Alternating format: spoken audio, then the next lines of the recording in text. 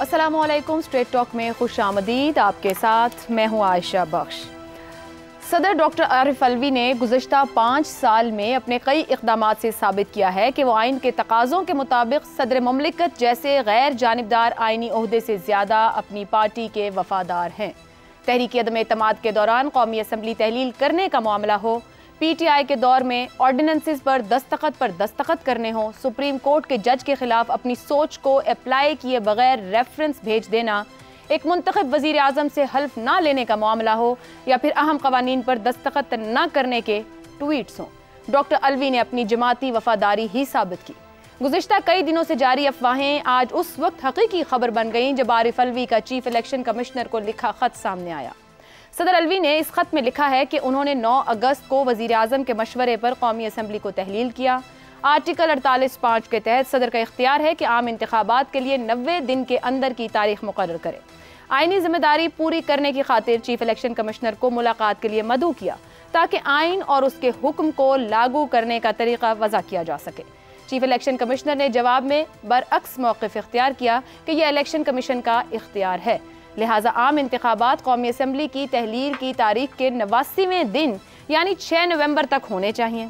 Election commission कौमी और सूबाई असम्बलियों में एक ही दिन इंतखाबात कराने के लिए आला अदलिया से रहनुमाई हासिल करे।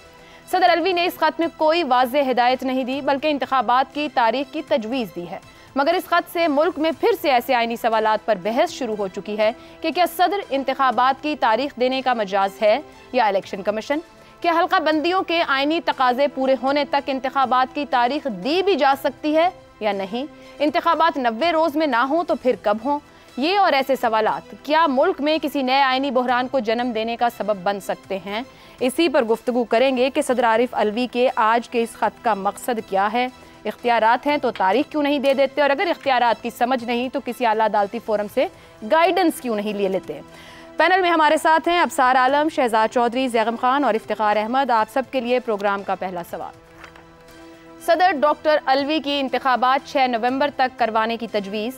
चीफ जस्टिस उमर अता बंदयाल ने अपना सरकारी घर खाली कर दिया। सदर अलवी को आज ही ये तजवीज़ क्यों याद आई? टाइमिंग भी अहम है और आखिर इसके ऊपर सियासी जमातों का रद्द-ए-अमल भी आ रहा है। दीगर सियासी जमातें इसे एक सियासी खत कह रही हैं। मैं आगाज़ करूंगी शहजाद साहब आपसे, ये फरमाइएगा आज ही क्यों, और ये कोई 5-6 हफ्ते बाद असम्बली की तहलील की समरी मंजूरी के बाद अब क्यों ख्याल आया कि मुझे तारीख को देना है या तारीख के लिए तजवीज़ देनी है या इस पर बात करनी है?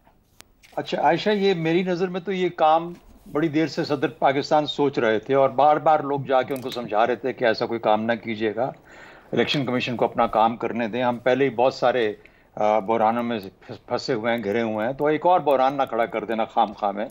देखिए, एक चीज़ होती है कि हालात का जायज़ा लेना, रीड द रूम। मैं बार बार कहता हूँ कि यार हालात का जायज़ा लो यार, देखो आपके इर्द क्या हाल है। क्या आपने अपनी पार्टी के लिए, अपनी सियासी सोच के लिए काम करना है या आपने पाकिस्तान के लिए काम करना है? जो सियासी पार्टियां, जो लोग अपनी ज़ात से, अपनी पार्टी से ऊपर उठ के पाकिस्तान के लिए नहीं सोचते और पाकिस्तान के हालात का जायज़ा नहीं लेते, वो बदकिस्मती से ऐसे गढ़ों में, ऐसे पिट्स के अंदर गिरते रहते हैं जिस तरीके से सदर पाकिस्तान बदकिस्मती से आज फिर गिरते हुए नजर आए। तो एक तो ये बुनियादी चीज़ होगी। दूसरी बात, उन्होंने आज की तारीख क्यों चुनी? मेरा ख्याल है इसका ताल्लुक इससे कम है कि चीफ जस्टिस ने अपना घर खाली किया, क्योंकि वो भी 3-1 दिन तो और भी चलेंगे चीफ जस्टिस के तौर पे। अभी उन्होंने वो शॉर्ट एंड स्वीट वाला वो भी अपना फैसला पढ़ना है। लेकिन साथ ही साथ मेरा ख्याल है इसका ताल्लुक इससे भी है कि उधर से जिसे कहते हैं ना जालिमो काजी आ रहा है, तो वो खबर भी आ गई है कि लंदन से लोग आने वाले हैं और पहुंच जाएंगे और 21 अक्टूबर को आ जाएंगे। तो इन्होंने अपना एक पत्ता खेला है कि लो जी, मेरे हाथ में यही था, आप 21 अक्टूबर को आएंगे, हफ्ता 10 दिन आपको लगेगा अपने मामलात को सुलझाने में, कोई इधर किसी अदालतों में पेश होंगे, कोई अपनी माफियां चलाकियां कराएंगे, 6 तारीख को हम इंशाल्लाह इलेक्शन करवा देंगे और इसलिए आपको टाइम ही नहीं मिलेगा और मेरी पार्टी फिर हमेशा के लिए जीत जाएगी। अच्छा, अब अगर इस किस्म की खेल है तो बहुत ही मेरे हिसाब से बदकिस्मती से कहना पड़ता है कि इल थॉट, इल कंसिडर्ड सोच है। लेकिन जब आप अपने मुल्क के अंदर इंतशार नहीं देखते, ये नहीं देखते भाई, जुलाई अगस्त 22 के अंदर 2022 में यही मसला आया, यानी एक बैठी हुकूमत है, एक मामला पूरे का पूरा निजाम है, कह रहे हैं हम अगस्त 2022 में इलेक्शन करवा देंगे, अर्ली इलेक्शंस। वो कहते नहीं, जुलाई में होने चाहिए। और लोगों ने समझाया, लोगों ने चीखा, आगे पीछे बोले, पार्टी बोली कि खुदा का वास्ता है और जुलाई अगस्त भी ठीक है, उन्होंने कहा लेकिन ऐसी अना, ऐसी हठधर्मी, ऐसी दुश्मनियां, ऐसा एक लाया अमल जिससे कि पता ही ना लगे कि ये इंडिया पाकिस्तान, तो ये हम आपस में खेल रहे हैं। इंडिया पाकिस्तान को कल हम डिस्कस करें तो उसको छोड़ दें, ये यहां पे इंडिया पाकिस्तान खेला जा रहा है। दुश्मनी की ऐसी ऐसी हदें हम क्रॉस कर चुके हैं कि हमें समझ नहीं आती कि हम आपस में भी कोई तल्लक रखते हैं या नहीं रखते। तो ये बदकिस्मती है हमारी जिस जगह पे हम फंसे हैं, लेकिन इससे बहुत जिसे कहते हैं कि हिकमत के साथ आहिस्ता आहिस्ता कदम उठा के यहां से निकलने की जरूरत है। चंद चीजें मैं कहना चाहूंगा। एक तो ये कि आइन में इस किस्म के जितने प्रॉब्लम हैं, आज आप देखेंगे अगले 3-4-5 दिनों में वकीलों की बन आई है फिर से। कोई वकील उधर चंद खड़े हैं, चंद वहां खड़े हैं, और ऐसी ऐसी तावीलें, ऐसी ऐसी तशरीहात आपको फंसा के रख देंगे। हमने ये मुल्क असल में वकीलों के लिए बनाया हुआ, तो वकील ने बनाया था, लेकिन ये नहीं पता था कि ये वकीलों के हाथ में रहेगा जिस जगह पे हम खड़े हुए हैं। तो खुदारा आने वाली पार्लियामेंट प्लीज एक पूरा रिव्यू करो और प्लेन इंग्लिश लैंग्वेज, जैसे plain reading of the constitution के अंदर इतनी क्लैरिटी हो कि इस किस्म के जितने जुजियात हैं, जो छोटे छोटे नुकात हैं, उनको क्लियर किया जाए ताकि इस किस्म की कोई कंफ्यूजन ना फैले। एक दूसरी बात, सुप्रीम कोर्ट, आने वाला सुप्रीम कोर्ट, उसके लिए भी अगर कोई ये ट्रैप सेट किया गया है कि पहले दिन से ही पॉलिटिसाइज हो जाए, एक ऐसा फैसला दे दे जिससे कि अगला 2-2.5 साल 3 साल अगला चीफ जस्टिस का टेन्योर फिर ये इसकी साख खत्म होकर रह जाए। हमने हर अदारे की साख को तबाह बर्बाद तो कर दिया, including the judiciary, including supreme court. तो खुदारा अब एक नया सेटअप आ रहा है, उसको तो अपना काम इस तरीके से करने दें। और मैं एग्री करता हूं अफसार की कल की बात से कि हम उम्मीद रखना चाहिए और उम्मीद होनी चाहिए कि आइंदा वाला जो सुप्रीम कोर्ट जब ये जा रहे होंगे चीफ जस्टिस, तो हम वो बहस नहीं कर रहे होंगे जो हमने कल की थी। उसके लिए जरूरी है कि सुप्रीम कोर्ट के सामने जब ये मामला आए, सुप्रीम कोर्ट उठा के बाहर फेंके। ये कॉन्स्टिट्यूशनल मैटर है, ये लीगल मैटर है, ये एडमिनिस्ट्रेटिव मैटर है, ये एग्जीक्यूटिव का काम है, ये इलेक्शन कमीशन का काम है। मेरा हाल है किसी और का काम बनता ही नहीं। अपने आप को इस ट्रैप में फंसने से सुप्रीम कोर्ट को बचाना चाहिए और let this executive and the election commission, executive ने सपोर्ट करना है, एडमिनिस्ट्रेशन मशीनरी देनी है, बाकी इलेक्शन कमीशन ने कंडक्ट करना है, फैसला करना उनको करने दें। और हम मुतहम्मल नहीं हो सकते और जैसे कहते हैं इंतशार का या इस किस्म के झमेलों का, इस किस्म के झमेलों का मुतहम्मिल मुल्क नहीं हो सकता। इफ्तिखार साहब, सदर ममलिकत आरिफ अलवी साहब का कंडक्ट, बार बार इस पर बात होती है उनके बहुत से इक़दामात को देखते हुए, क्या पाकिस्तान के मुतनाज़ा सुदूर में उनका नाम रहेगा? 100%। और इससे ज़्यादा मुतनाज़ा सदर मैंने तो कम अज़ कम अपनी होश में नहीं देखा। हमें सदूर के फैसलों से इख्लाफ है, उससे जो नुकसान पहुंचा पाकिस्तान को वो अपनी जगह, लेकिन ये जो खेल हो रही है कि बॉल को आखिरी मरहले में इस तरीके से डाला जाए कि नई सुप्रीम कोर्ट का पहले से ही तमाशा लग जाए। खेल ये है, आज उसका उसने ख़त में इजहार भी किया। उन्होंने कहा है कि अगरचे मामला सब जुडिस हैं कुछ, द इलेक्शन कमीशन में seek the guidance from the superior judiciary. इसका मतलब है कि दरख्वास्त सुबह लें और पहुंच जाएं अदालत में। और ये बात जो भी कह रहे थे मेरे दोस्त, और वहाँ पे जब फैसला आए कि हम इसको नहीं मानते, ये आइनी चीज़ नहीं है, लीगल चीज़ नहीं है, ये इंतज़ामी अमूर में आती है, हम मदाखलत नहीं करते, तो वहाँ पे भी इस फैसले के साथ जज हजरात कुछ इख्तलाफी नोट लिख के हीरो बन जाए। ये है खेल, और ये खेल सोची समझी स्कीम के तहत आज से शुरू नहीं है। जब से ये एक पार्टी इक़्तिदार में आई तब से ये है। जब असेंबली के अंदर ये फैसला हो रहा था कि नया आदमी उन्होंने मुंतखब करना है, तो एक ने असेंबली ही तहलील कर दी, और उस असेंबली की तहलील पे ये सदर बोला नहीं, खामोश रहा, और ना ही इसने कोई ऐसा रेफरेंस भेजा सुप्रीम कोर्ट में कि इस कॉन्स्टिट्यूशनल वायलेशन की जो सज़ा है, मैं तजवीज़ करता हूँ कि इनको सज़ा दी जाए। उन्होंने तो मंजूर की थी समरी। मैं ये कहने को ना, मतलब बड़ा हम सिंह रेड जोन में दाखिल होने लगे तो कहने लगी अदालत के मेरे इल्म में नहीं कि क्या मेरा पैगाम मेरे महबूब तक पहुँचा या नहीं पहुँचा, और कहा कि मुमकिन है कि ये मेरा पैगाम मेरे महबूब तक ना पहुँचा हो। और महबूब ने रेड जोन में दाखिल होकर कहा कि मैं उन बहादुरों में हूँ जिनको कोई रोक नहीं सकता। फिर IMF का मसला आया तो 2 हुकूमतों ने लिख के दिया, फेडरेशन की 4 फेडरेटिंग यूनिट की में से 2 ने IMF को लिख के दे दिया, इस मुल्क को लोन ही ना दो, पैसे ही ना दो, इनकी बात ही ना मानो, इनकी मदद ही ना करो। क्या बात है। हाँ। आगे चले जी, तकरीरें 50, 60, 70 कर ली, 9 मई के बारे में कभी कहते हैं हमें पता नहीं, कभी कहते हैं वो बंदे मेरे नहीं, कभी कहते हैं मैं जानता नहीं, कभी कहते हैं वो बहकाए गए। फिर सुप्रीम कोर्ट के एक जज के खिलाफ रेफरेंस सदर साहब ने कर दिया और बाद में इस बात का इतराफ़ किया कि पता नहीं मुझसे गलती हो गई, गलतफहमी में था, मैं समझ नहीं पाया। यानी अजीब बात है, 5 साल में ट्रेंड ना हो सके बतौर सदर ममलिकत। मैं ये कहना चाह रहा हूँ, ट्रेंड साहब ने ट्रेंड करना था उनको, पता नहीं सदर मतलब 5 साल में बेहतर कानूनी मुशावरत, तजावीज़, अपना किरदार, अपना इख्तियार ना समझ पाए क्या? बिल्कुल, मतलब मैंने जो ये रेफरेंस दिए हैं तो इससे क्या मैं इसको किस तरह मैं पंजाबी में कहूँ या किसी और ज़बान में आपको बताऊँ? देखिए मेरी बात सुने, ये लेटर जो है खुदा की कसम इनको खुद एहसास करना चाहिए जो जिन्होंने ये ख़त लिखवाया उससे, और ख़त लिखवाने वाले बैठे हुए हैं जेल के अंदर और उनके जो मैसेंजर हैं इनसे मिलने लाहौर में ये क्या करने आए थे और लाहौर में किस किस से मिले और क्या यहाँ पे मशावरतें हुई। ठीक है, क्या चाहते हैं आप लोग पाकिस्तान के साथ मजाक करना? पहले कोई आना देने को तैयार नहीं है और आप इतनी गैर यकीनी सूरत पैदा करना चाहते हैं कि लोग बवांगे दौल कहें कि भाई पहले जाओ अपने मुल्क के अंदर सियासी जो इंतशार है उसको खत्म करो फिर हमारे पास आना। ठीक है जी, पॉइंट आ गया आपका। ऊपर जिक्र किया शहजाद साहब ने कि बहुत समझाया गया, अभी इफ्तिखार साहब यहाँ की कुछ मुलाकातों का जिक्र कर रहे हैं, मगर इस्लामाबाद में भी बड़ी अहम मुलाकातों में समझाया गया मगर समझ ना पाए। ज़ैगम साहब, जो ये खत है क्या कहा जा सकता है नामजद चीफ जस्टिस को वेलकम चैलेंज दिया है सदर मुमलिकत ने? मेरा नहीं ख्याल कि किसी को भी इन्होंने चैलेंज दिया है और मैं नहीं समझता कि सदर साहब को जो मैसेज मिले हैं सदर साहब को वो समझ में नहीं आए। अच्छा, देखिए ये जो टाइगर होता है ना, ये 20 घंटे तक लेटा रहता है, सोया रहता है आराम से, फिर ये एकदम से हरकत में आता है। अब जब हरकत में आता है तो 10 फुट ऊंची और 30 फुट लंबी छलांग लगाता है। तो ये हमारे टाइगर प्रेसिडेंट हैं, इन्होंने एक छलांग लगाई है, इससे ज़्यादा कुछ नहीं। 45 दिन हो गए असेंबली को डिज़ाल्व हुए। सदर पाकिस्तान ये फरमाते हैं कि आइन उनको ये इख्तियार देता है कि वो 90 दिन के अंदर की डेट देंगे। तो असेंबलियों के डिज़ाल्व होने के 1 हफ्ते के अंदर, 10 दिन के अंदर उन्हें तारीख दे देनी चाहिए थी।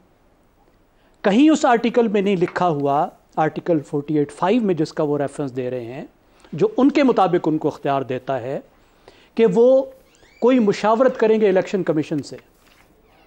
उन्होंने पहले इलेक्शन कमीशन को बुलाया, इलेक्शन कमीशन ने कहा हम नहीं आते क्योंकि आपकी ये तशरीह ठीक नहीं है। फिर वजारत कानून से पूछा, बेगर आइन में क्लियर कट लिखा हुआ है और आप कहते हैं कि मुझे पता है ये लिखा हुआ है और मुझे पता है इसका ये मानी है, तो फिर आपने वजारत कानून से क्यों पूछा? वजारत कानून ने कहा नहीं जनाब आपको अख्तियार नहीं है, आपको उस वक्त अख्तियार होगा जब आपने खुद असेंबली तोड़ी होगी, और खुद आप असेंबली तोड़ सकते हैं आर्टिकल 58(2) में। उस वक्त आप तोड़ सकते हैं जब एक वज़ीर आज़म के ख़िलाफ़ अदम एतमाद हो जाए, नया वज़ीर आज़म मुंतखबी ना हो रहा हो, ऐसी सूरत हाल ही नहीं हुई तो आपको सिरे से इख्तियार ही नहीं है। तो फिर 45 दिन के बाद वो अब उन्होंने ख़त लिख मारा है और ख़त में वो जो आखिर में मशवरा दे रहे हैं, पहले ये बातें फरमाते हुए कि मुझे सब ने कहा है कि आपको इख्तियार नहीं, वो लिखा है उन्होंने ख़त में कि इलेक्शन कमीशन ने कहा जी आप नहीं कर सकते, सूबाई हुकूमतों ने कहा आप नहीं कर सकते, वजारत कानून ने कहा आप नहीं कर सकते। ये पहले फिर वो कहते हैं कि जनाब इलेक्शन कमीशन को, आखिरी जो बात है, सूबाई हुकूमतों को और सियासी जमातों को सुपीरियर जुडिशरी के पास जाना चाहिए और उनसे पूछना चाहिए। तो भाई आप किस मर्ज़ की दवा हैं? सदर पाकिस्तान को ये इख्तियार हासिल है कि वो सुपीरियर कोर्ट से, सुप्रीम कोर्ट ऑफ पाकिस्तान से किसी भी वक्त मशवरा ले सकते हैं कि जनाब आप इस चीज़ को डिफ़ाइन करें। 2 मसले चल रहे हैं, इससे पहले ये मसला झगड़ा चल रहा है कि आर्टिकल 224 के तहत इलेक्शन 90 दिन में होने चाहिए या जो सेंसस हो चुका है उसके जो नतायज हैं उसके मुताबिक हल्का बंदियां पहले होनी चाहिए। अब इस बात को भी सुप्रीम कोर्ट में रेट किया हुआ है, लोगों ने चैलेंज किया, सुप्रीम कोर्ट ने उसको सुना ही नहीं। तो आप उस पर मुशावरत ले लेते, बात ख़त्म हो जाती। बिल्कुल, क्योंकि वहाँ पे तो बात ज़्यादा क्लियर कट है, क्योंकि वहाँ ये लिखा हुआ है, आर्टिकल 51(5) में लिखा हुआ है कि जो सूबों को और फेडरेटिंग यूनिट्स को, यानी 4 सूबों को और 7 इस्लामाबाद को, जो सीटों की एलोकेशन है वो आखिरी सेंसस के मुताबिक होगी। सूबों की एलोकेशन बदली नहीं है, तो फिर आप 90 दिन में इलेक्शन क्यों नहीं करवा रहे? ठीक है, मुकम्मल बदनीयती कर रही है ये हुकूमत, भाग रही थी पीडीएम की हुकूमत इलेक्शन से, सिर्फ इस वजह से उन्होंने सेंसस मंजूर किया, इलेक्शन को डिले करवाया। लेकिन सदर साहब ले जाते सीधा सुप्रीम कोर्ट को, कहते कि भाई बताओ कौन सी चीज़ चलते नहीं गए। अच्छा, फिर अपने इख्तियार की अगर वो कह रहे हैं, वो कहते हैं कि मुझे इख्तियार है, फिर अपने इख्तियार को खुद भी असर्ट नहीं कर रहे, तो फिर आप सुप्रीम कोर्ट में चले जाएं। आप दूसरों को कह रहे हैं तुम जाओ, वो क्यों जाएंगे? वो तो अपनी राय दे चुके हैं, वो तो कहते हैं हमें कोई शक व शुबा ही नहीं है। इलेक्शन कमीशन कहता है हमें कोई शक व शुबा इसमें नहीं है, सूबाई हुकूमतें कहते हैं हमें कोई शक व शुबा नहीं है, तो वो मशवरा लेने क्यों जाए? इख्तलाफ तो इस वक्त आपको है ना, तो वो क्यों जाएंगे? तो इस वक्त इस लेटर का कुछ भी मतलब नहीं है, ठीक है, इट मीन्स नथिंग। इसका सिर्फ एक मतलब है। मतलब क्या है कि वो टाइगरों का कबीला जिससे वो हैं वो भी नाराज ना हो, सही हो वो गया। पीछे पड़ गया तो बाकी जिंदगी बड़ी खराब हो जाएगी। मकसद है। और जो बड़ा शेर है जंगल का, उसको भी नाराज नहीं करना, इसके अलावा कुछ नहीं है। किसी को भी नाराज ना करें तो क्या वाकई कोई भी नाराज नहीं हो रहा? जो कुछ सदर ममलिकत कर रहे हैं ये एक अलहदा मामला। अब सार साहब आपकी तरफ आऊंगी, दो हिस्सों में सवाल। एक तो यही बात कि इस खत का कोई मकसद है जो असेंबली तहलील के 5 दिन बाद आज वो भेज रहे हैं, जिसमें खुद भी ये वो बता रहे हैं कि उनको वजारत कानून है या इलेक्शन कमीशन है, इन सब जगहों से बता दिया गया उनका इख्तियार क्या है। दूसरा, इसको एड्रेस कीजिएगा कि वो खुद गाइडेंस क्यों नहीं ले ली उन्होंने पिछले 5-6 हफ्तों में चीफ जस्टिस पाकिस्तान के पास जाके आला अदालत का दरवाजा खटका के कि मैं कंफ्यूज हूं, क्योंकि ये तो सबको पता था असेंबली तहलील होगी, आगे क्या होगा। उन्होंने पहले इसको सोचा नहीं, या फिर जो जैगम साहब बात कर रहे थे अभी उनको समझ में आई या अभी भी नहीं आई?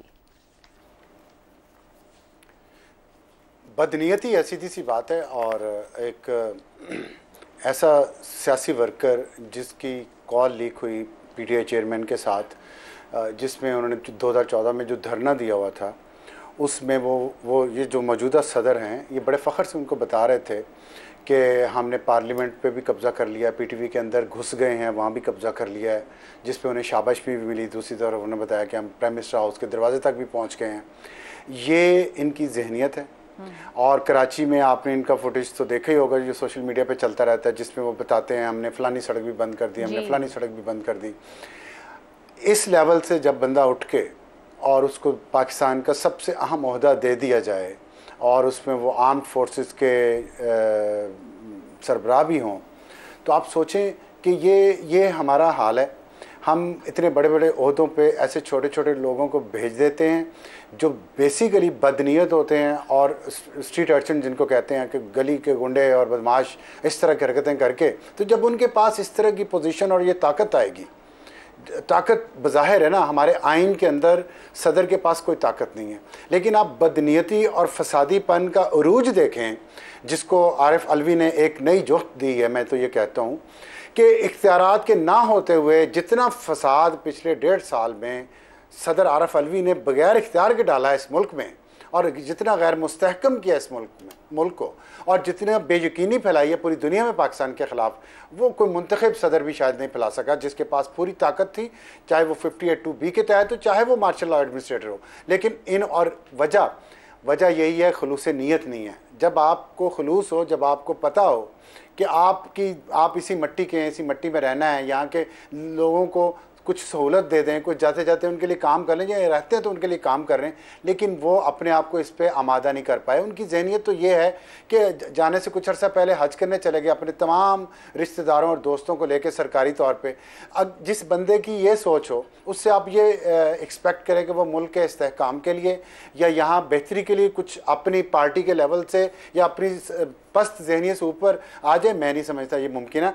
और जो आपने पहले बात की ना कि यहाँ पे मीटिंग्स हुई हैं, मुझे तो लगता है कि इनका हाल वो उस शौहर जैसा है जो 2 बीवियों के दरमियान फंस जाता है और दोनों को खुश करने की कोशिश करता है। एक तरफ तो पीटीआई की जो डिफेक्टो चेयरपर्सन इस वक्त बुशरा बीबी हैं वो हैं, और दूसरी तरफ इस्टेब्लिशमेंट है।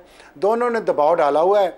उन्होंने ये किया है कि उन्होंने दोनों को खुश करने की कोशिश की है, और उससे आने वाली अदलिया जो अभी तक कंट्रोवर्शियल नहीं हुई थी उसको वो मुतनाज़ा बनाना चाहते हैं, ताकि वो जो अभी शहजाद चौधरी से बात कर रहे थे कि मैं चला भी जाऊं, और जा चुके हैं, बल्कि वो तो रिटायर्ड ही है ना इस वक्त तक, तो उनका ओहदा तो मायाद तो ख़त्म हो चुकी है, अब तो वो एक्सटेंशन पे हैं। तो जाते हुए जो नई अदलिया आ रही है, नए चीफ जस्टिस आ रहे हैं, उनके दौर का आगाज़ भी किसी ना किसी फड्डे फसाद से ही हो, वो किसी ना किसी कंट्रोवर्सी में फंस जाएँ, वो भी अदलिया के अंदरूनी मामलात में दखल बेहतरी ना ला सकें, बल्कि इन सियासी मामलात में उनको उलझा दिया जाए, जिसमें वो इलेक्शन कमीशन जो एक आज़ाद इदारा है, या उससे लड़ पड़े वो सुप्रीम कोर्ट, या हुकूमत से लड़ पड़े।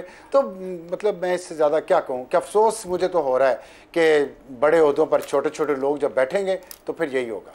पैनल की राय आपने जानी, सबकी जानिब से इस राय का इजहार किया जा रहा है कि जो सदर मुमलिकत आरिफ अलवी साहब कर रहे हैं वो उनके ओहदे के शायान शान नहीं। यही कहा जा सकता है आरिफ अलवी साहब को कि आप सदर मुमलिकत हैं, बराए मेहर ख्याल कीजिए अपने इख्तियार का, क्योंकि आपका इख्तियार बतौर सदर मुमलिकत है, आपका एहतराम भी बतौर सदर मुमलिकत है। सबको राजी करते करते कहीं ऐसा ना हो कि आपके हाथ में कुछ ना रहे। एक ब्रेक लेनी है, ब्रेक से वापस आएंगे तो बात करेंगे उस तारीख की जो एक बार फिर दे दी गई है, नवाज शरीफ साहब की वतन वापसी क्या अब की बार हो पाएगी। प्रोग्राम में एक बार फिर खुशामदीद। नवाज शरीफ की वतन वापसी को लेकर नून लीग के रहनुमा 3 साल से दावा करते रहे हैं कि नवाज शरीफ फलां तारीख को वापस आ रहे हैं, फलां दिन नवाज शरीफ पाकिस्तान में होंगे।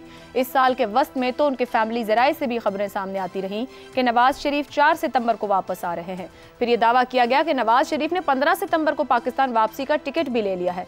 फिर 15 अक्टूबर की खबरें आने लगी और अब गुज़श्ता रोज़ नवाज शरीफ की मौजूदगी में शहबाज शरीफ ने ऐलान किया कि नवाज शरीफ 21 अक्टूबर को वतन वापस पहुंचेंगे, जहां उनका फ़कीदुल मिसाल इस्तकबाल किया जाएगा। अब की बार शायद नवाज शरीफ के लिए 21 अक्टूबर की तारीख से वापस पलटना इतना आसान ना हो। नवाज शरीफ 2007 में भी 7 साल की जिलावतनी के बाद वतन वापस पहुंचे थे। उस वक्त भी नवाज शरीफ ने बड़े नाप तोल कर ही पाकिस्तानी सरजमीन पर कदम रखा था। इस मर्तबा तो नवाज शरीफ की एहतियात का यह आलम है कि उन्होंने अपने भाई के 16 माह इख्तिदार में भी पाकिस्तानी सरजमीन पर कदम रखने का रिस्क नहीं लिया। अब अगर 21 अक्टूबर की तारीख को ही चुना गया है तो इसके पीछे भी कोई बड़ा मकसद होगा। जहां तक वतन वापसी पर नवाज शरीफ के कानूनी चैलेंजेस का ताल्लुक है तो नवाज शरीफ को जिन केसेस का सामना करना पड़ सकता है उनमें एवनफील्ड केस, अल अजीजिया और चौधरी शुगर मिल केस हैं। एवनफील्ड केस में मरियम नवाज और कैप्टन सफदर की जमानत के बाद नवाज शरीफ के केस को अलग कर दिया गया था। अल अजीजिया केस में उनको सेहत की बुनियाद पर 8 हफ्तों की जमानत दी गई, मगर वापस न आने पर इस्लामाबाद हाई कोर्ट ने दिसंबर 2020 में उन्हें इश्तिहारी करार दिया। जबकि चौधरी शुगर मिल केस में उनको अक्टूबर 2019 में नैब की जानिब से गिरफ्तार किया गया था। ताहम मनी लॉन्ड्रिंग के इस केस को कानूनी तौर पर कमजोर केस करार दिया जा रहा है। अल अजीजिया केस में मरहूम जज अरशद मलिक की वीडियो और एवनफील्ड केस में जस्टिस एजाजुल हसन की जज मोहम्मद बशीर पर मॉनिटरिंग, ये सब अवामिल इन केसेस की कानूनी हैसियत पर अहम सवाल खड़े कर सकते हैं। इन कानूनी चैलेंजेस के साथ साथ नवाज शरीफ को वतन वापसी पर बड़े सियासी चैलेंजेस का भी सामना रहेगा। शहबाज शरीफ की 16 माह की हुकूमती कारकर्दगी, महंगाई से बिलबिलाई अवाम, बड़े सियासी चैलेंजेस हो सकते हैं। मगर दूसरी तरफ PTI को मिलने वाला टफ टाइम क्या नवाज शरीफ के लिए मुवाफिक सियासी माहौल बना पाएगा? इस $1 मिलियन सवाल के जवाब के लिए शायद अब हमें ज़्यादा इंतज़ार ना करना पड़े। इसी मामले पर गुफ्तगू रहेगी सवाल पैनल के लिए। नवाज शरीफ की 21 अक्टूबर को वतन वापसी, क्या मुकद्दर चौथी मरतबा नवाज शरीफ पर मेहरबान होगा? अफसार साहब, कितनी आसानी होने को है या कुछ मुश्किल रहेगी? मुकद्दर मेहरबान होगा? चैलेंजेस तो बहुत हैं और मुकद्दर तो मेरा ख्याल है कि नवाज शरीफ साहब पे बहुत मेहरबान रहा है हमेशा। देखना यह है कि अवाम भी मेहरबान होते हैं या नहीं, और उनकी अपनी पार्टी भी मेहरबान होती है या नहीं होती। और इसकी दो जो पहलू हैं बहुत अहम है। एक तो ये है कि बयानिया क्या बनाया जाता है। एक तो नवाज शरीफ का जो बयानिया है कि 2013 से लेके 2017 तक हमारी परफॉर्मेंस क्या थी। दूसरा बयानिया ये है कि जो PDM की गवर्नमेंट में मुस्लिम लीग नून के वज़ीर-ए-आज़म शहबाज शरीफ थे, उस 15-16 महीने में उनकी कारकर्दगी क्या थी। इन दोनों का मुवाजना अवाम ने करना है और मुस्लिम लीग नून ने करवाना है। अगर तो नून लीग ये बयानियाँ बना सकी कि उनकी नवाज शरीफ की मौजूदगी से फ़र्क पड़ता है और वही असल में तमाम हुकूमतों को चलाने के पीछे रूह रवां जो हैं वही हैं, और वो होंगे तो ये परफॉर्मेंस बहुत बेहतर हो जाएगी जैसे कि 2013 से 17 तक थी। इस पे आवाम को कन्विंस करना ये कितना कामयाब होता है, इस पे बहुत दारोमदार है अगले इलेक्शन के रिजल्ट्स का। दूसरा जो बहुत अहम पहलू है ना वो ये है कि पंजाब में मुकाबला होना है पाकिस्तान मुस्लिम लीग नून और PTI में, इस पर कोई शक नहीं है। अब देखना यह है कि और उसमें 2 वजूहात और भी हैं। एक तो ये कि पक्का वोटर जो है ना मुस्लिम लीग नून का वो उसके साथ रहेगा, PTI का पक्का वोटर उसके साथ रहेगा, इस पर कोई शक नहीं है। लेकिन PTI के पक्के वोटर्स में 2 ग्रुप बन जाएंगे। एक तो ये होगा कि जो किसी भी सूरत हाल घर से निकलेगा और वोट डाल के आएगा, PTI के निशान को बल्ला हो या कोई और हो, उसको वो वोट डाल के आएगा। लेकिन बहुत सारे लोग बददिल या मायूस हो चुके होंगे कि ये तो इमरान खान वज़ीर-ए-आज़म नहीं बन रहे तो हम वोट डालने नहीं जाते।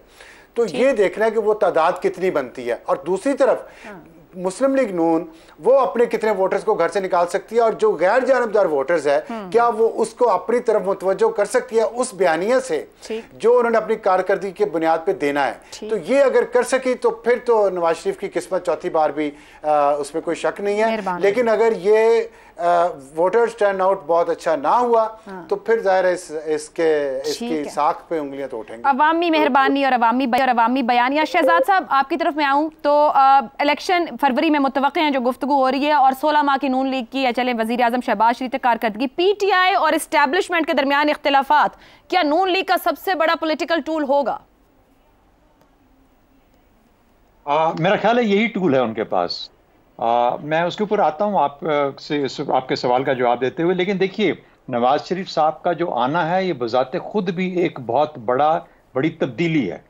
पहले ये सोचा जा रहा था कि शायद शहबाज शरीफ साहब ही किसी न किसी शक्ल में अगली हुकूमत को, अगर PMLN जीतती है इलेक्शन, तो वही हेड करते नजर आते थे। लेकिन ये जो तब्दीली है, एक बड़ी तब्दीली है अगर नवाज शरीफ साहब वापस आते हैं, पहली बात। दूसरी बात, नवाज शरीफ साहब बजाते खुद नई जुडिशरी के लिए भी एक इम्तिहान बन जाएंगे। ये बड़ा आसान है कह देना, और ये आमतौर पर PMLN के जो वकला और बाकी उनके जो सपोर्टर्स हैं वो कहते हैं कि हाँ ये तो मुकदमे और ये कानून बदल गया और फलाना बदल गया।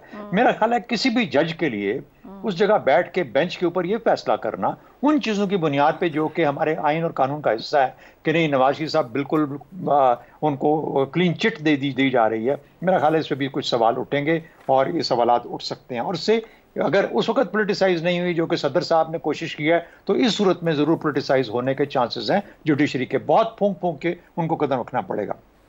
जहां तक इनकी पॉसिबिलिटी या पोटेंशियल का ताल्लुक है, मेरा ख्याल है मिर्जा यार के मुकद्दर हरे होते हुए नजर आते हैं। मैं नहीं समझता कि PTI किसी भी तरीके से पंजाब के अंदर खास तौर पर कोई किसी किस्म का चैलेंज दे पाएगी। मेरा ख्याल है कि ना उनका बेस इस वक्त इतना मुतहरिक है, ना उनकी जो मिड टियर लीडरशिप अपनी जगह पे मौजूद है, ना ही उनके कैंडिडेट सामने नजर आते हैं। तो भले जितनी मर्जी मोहब्बत हो, ये दरमियान वाली 3-4 जो लेवल्स हैं ये नहीं होंगी तो कोई वोटर मुतहरिक नहीं होगा। और ये बड़ा इंपॉर्टेंट सवाल है कि जब इलेक्शंस होते हैं तो क्या 40% टर्न आउट है, 35% टर्न आउट है, वो एक तरह का क्वाइट, या जिसे कहते हैं कि साइलेंट एक किस्म की रिजेक्शन होगी इलेक्शन की अगर उस किस्म की चीज आती है, या पंजाब में 50% हम रिटेन कर सकते हैं। लेकिन पंजाब को जानते हुए मैं समझता हूं कि PMLN को कोई रुकावट नहीं है। PMLN के आने से कम हम पटड़ी पे दोबारा चढ़ जाएंगे, एक तसलसल कायम हो जाएगा, एक तजर्बाकार टीम आ जाएगी। हाँ, किस चीज की जरूरत है, नीयत क्या बदली है कि नहीं बदली, परफॉर्मेंस 2013-17 की नहीं 17-18 की चाहिए हमें।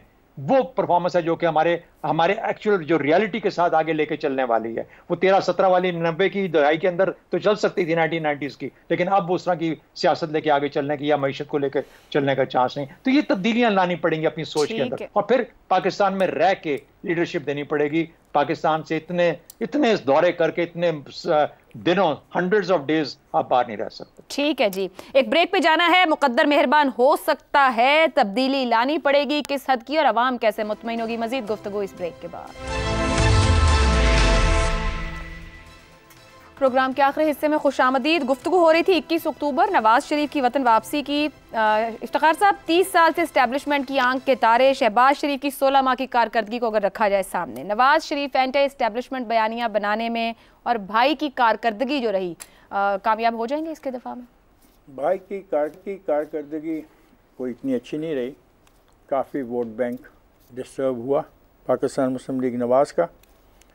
अब सवाल है बयानिया क्या होगा। उनका बयानिया ये है कि हमारे दौर में ग्रोथ थी, स्टेबिलिटी थी, और वो कह रहे हैं कि जो स्टॉक मार्केट एक्सचेंज का जो मार्केट वैल्यू थी वो मई 2017 में $100 बिलियन थी, जो मिड में जाके 2022 में सिर्फ $23 बिलियन रहेगी। तो वो कहते हैं कि अगर एक अच्छा हुक्मरान जो अपने आप को क्लेम करता है, एक पार्टी जो अपने आप को क्लेम करती है कि वो बड़ी पॉपुलर पार्टी है, उसके दौर में स्टॉक एक्सचेंज का ये हाल हुआ, तो इससे अंदाज़ा लगा लें कि इससे पहले जो आदमी हुक्मरान था उसकी क्या कदर है स्टॉक मार्केट के हवाले से। ये है उनका असल में बयानिया। वो कहते हैं कि जो तरक्की की राहें हैं ये पिछले 4-4.5 साल में उन पर काम नहीं किया गया, और शहबाज शरीफ के पास इतना स्कोप नहीं था, इतनी स्पेस नहीं थी माली, कि वो कुछ और बेहतर कर सकता। ये है दूसरा उनका पॉइंट। तीसरा उनका पॉइंट है कि हम पाकिस्तान के लिए हैं, हम पाकिस्तान की बका के लिए हैं, हम पाकिस्तान में गैर यकीनी फ़िज़ा को ख़त्म करना चाहते हैं। तीसरा पॉइंट उनका ये है।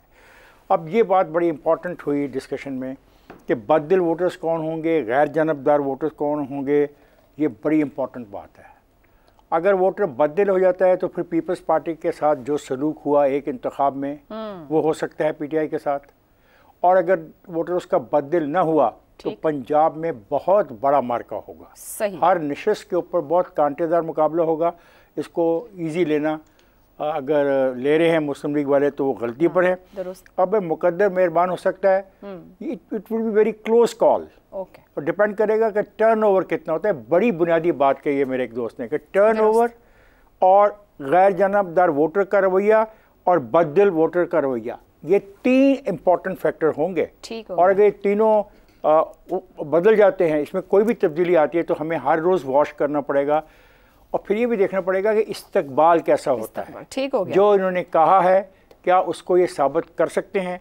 अगर उसके कहीं करीब भी पहुंच जाते हैं, 50 या 60% भी उतनी गैदरिंग कर सकते हैं जिसका दावा उनके लाहौर के प्रेसिडेंट ने किया लंदन में, तो फिर उनकी कामयाबी के इम्कानात ज़्यादा होंगे। दुरुस्त है। ज़ैगम साहब, एक चैलेंज है अवामी बयानिया और एक चैलेंज है उनके अदालती मामलात। ये जो 1 महीने का टाइम बीच में लिया गया है, क्या अभी नए चीफ जस्टिस आ रहे हैं, क्या उन गहरे पानियों का अंदाज़ा लगाने की कोशिश है? क्योंकि अक्टूबर काफ़ी नामेहरबान भी रहा है हम पर।